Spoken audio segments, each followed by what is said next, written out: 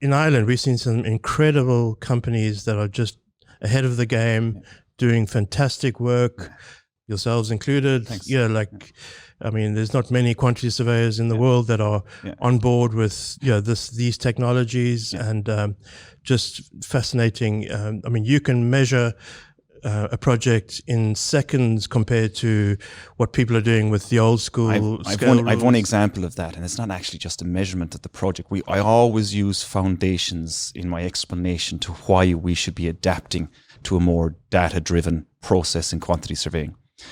In conceptual design stage, an engineer will give me a drawing, or an architect will give me a drawing. There'll be a foundation on it, perhaps. I'll measure that foundation. I get a quantity, I price it. Lovely. Next design gateway, I get a new set of quote-unquote drawings. Same foundation is there, but maybe it has changed slightly, or the numbers have altered because the design has changed. I need to remeasure that foundation. So I remeasure that foundation. The next design gateway comes along, and I need to do my update of my cost plan or cost estimate. Now, for my good QS, I'll remeasure everything so that we have an accurate cost estimate, but I'm remeasuring that same foundation. And that's my third time doing it. I haven't created a bill of quantities yet. We haven't got into change management and execution yet. Bill of quantities, I'll remeasure that foundation. Execution, when change management happens and there's a claim, I'll remeasure that foundation. The reiteration of measurement over and over and over again, because of the 2D process we live in, is such a waste of time. When you can look at the alternative approach, which is a 3D model, the engineer models the foundation, you link that information within your costing system to your priceable item. Next time the model is updated, if nothing has changed within the information and string of information, my quantity is updated automatically. I'm not remeasuring. I'm validating information and quality. Yeah. And so what is that doing for the project? It means I'm taking all those hours that I spend remeasuring the same foundation, and I'm putting into quality assurance. That's a better product for the client, absolutely, for the architect, for the engineer, for the quantity surveyor, for the contractor. It's a better product because it's validated. Yeah.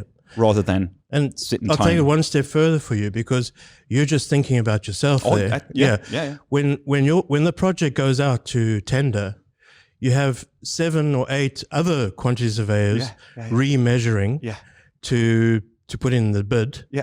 And then once the contractor is appointed, there'll be a quantity surveyor on the other side who's doing exactly what you're doing multiple times. Yeah. And every subcontractor that is appointed has a quantity surveyor that's measuring their work over and over again. Exactly. And so the remeasure, like if somebody had to spend some time quantifying the remeasure of that happens in the process, it would be a ridiculous amount of time. And the thing is, that amount of time is built into the system. Currently, the client might think, well, I'm not paying for the 7 people that don't get the job. You are paying for it because it's built into the system. Like you'll pay for it on the next project, or the next client will pay for it. Yeah, it's all built into the slow, inefficient way we work. And so we say this openly on the podcast and videos, is that actually I don't quantify the foundation. The engineer does, because the engineer designs the geometry that gives me the quantity. So I'm not quantifying anything anymore. You know, in a general sense, of course, there's elements that need to be quantified in 2D, et cetera, but it's the engineer that does my quantification for me by producing the foundation in a geometric form within their 3D modeling software. Yeah. And so suddenly you're getting the efficiencies, as you mentioned. All the multitude of other stakeholders can now use that geometric information as well, not just the geometric, but also the added data that they've put in there, the concrete type, the reinforcement of that element over and over and over again, quickly and efficiently, rather than having to sit down, read the spec, understand what the concrete type is, understand the reinforcement, again, the inefficiencies in it. So imagine what would happen if that workflow worked not only selfishly for me as a quantity surveyor, but then for the entire industry. The efficiencies you'd create, not only in the design period, but the design, the procurement, and the execution, because I'm validating information. It's quality. I understand it. You're not going to have change management in that foundation and execution, because we're all working off the same principal information that the engineer produced, that foundation, that digital information. So like the efficiencies we can create with that single point of information, that foundation created by an engineer who doesn't care about the quantum output, in particular, he or she cares about the creation of that foundation and how it fits into the building design and development. So imagine what we can do then. We would be able to cut weeks and potentially months off the project lifecycle program or schedule, because the quantity surveyor now wouldn't need weeks, months to create the cost plans, months to create the bills of quantities. The contractors would be able to reduce their tender time because of the efficiencies of information. It's being qualified, they can trust it, they can, if contractually the modeled information is a contractual element. Yeah. So like, it's unbelievable really what could happen. And the advantage, like for me as an architect, one of the things I hated was the process of value engineering, because you know, in the traditional way, as an architect, you work away for 3 months, 6 months, you're producing a design, and there's no validation of the cost as you're going along. Yeah. So you put all this effort in and you create this beautiful product, and everybody's happy with it. Yeah. And then you give it to the quantity surveyor, and I'm not, no disrespect.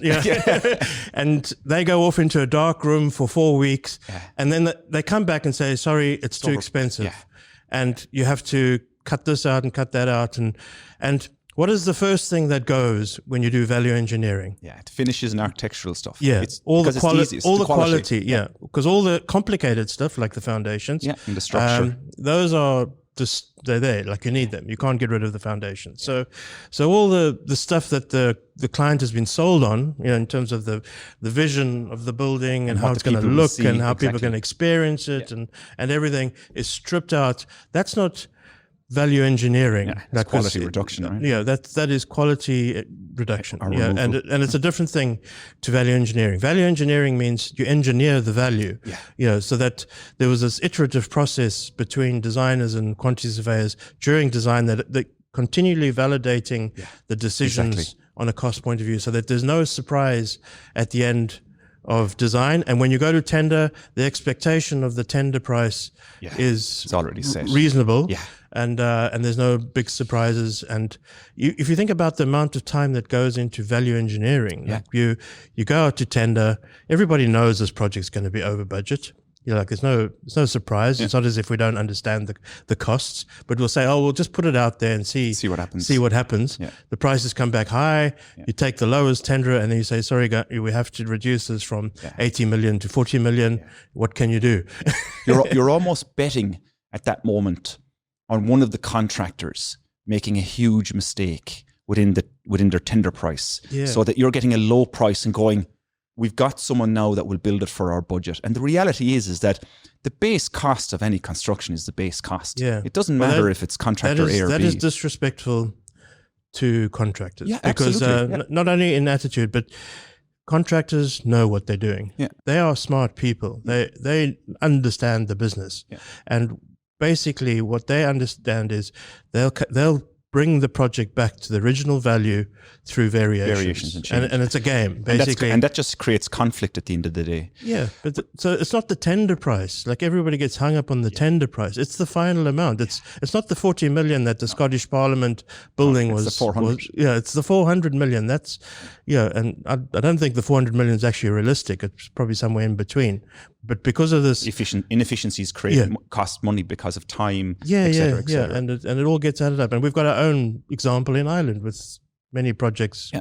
And I know, and that's just to take it back slightly to a comment that you made about value engineering, and stakeholder groups like the architect, the engineer, and the quantity surveyor are working together for the client for project efficiency. That means getting a quality level that the client needs for a cost that they can afford. And one of our selling points in Cosmos is integrated, collaborative approach to cost management, value-driven cost management, integrated and collaborative. It has to be in that way. No wonder we have this stigma in the industry where the architect hates the QS and the quantity surveyor hates the contractor and the engineer, hates everybody else. No offense to anybody out there, of course. Well, it's only because you've done all this work Yeah, No, and 100%. and then you expect it to change it. And by the way, you don't get an additional fee Yeah, to no. do the value engineering. Like it's considered part of the design development. Yeah, so you've done all this work, and the costs haven't been validated all along, and then you're told basically go and redesign the building for no extra fee Yeah. because it didn't turn contractual. out the way. So that's what you can see where that misunderstanding creates these tensions between all the players. So BIM in that way could improve and increase the efficiencies of decision making in the moment as we're designing and developing. Like we always say to our clients and the engineering and architect partners that we have is that the structure is irrelevant. It only is there to keep up the building, right? So let's be as efficient as possible within the structure. If we over-design the foundations, we're losing money because the project will be affected elsewhere. No one sees the foundations. So you need the most efficient foundation possible in your project to be cost effective.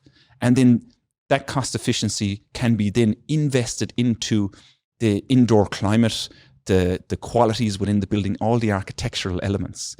That needs to be done up front though. You can't wait until the end of a design phase or when you're doing your value engineering to go, perhaps we need to rethink the structure of the building, because if we rethink that, everything changes in the building. And so no one touches the structure.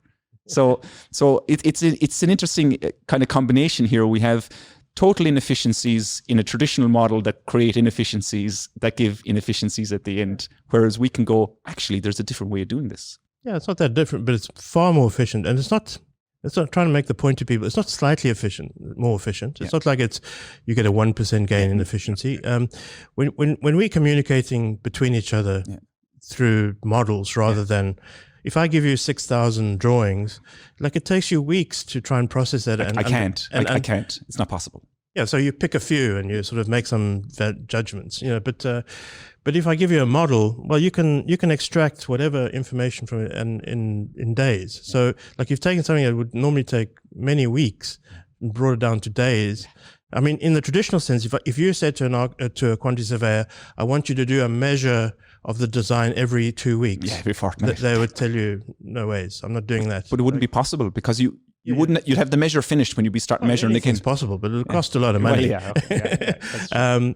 It'll cost a lot of money, and people say, I'll wait until you got the design finished and then I'll do it. Yeah. But then you have this problem with it's too late.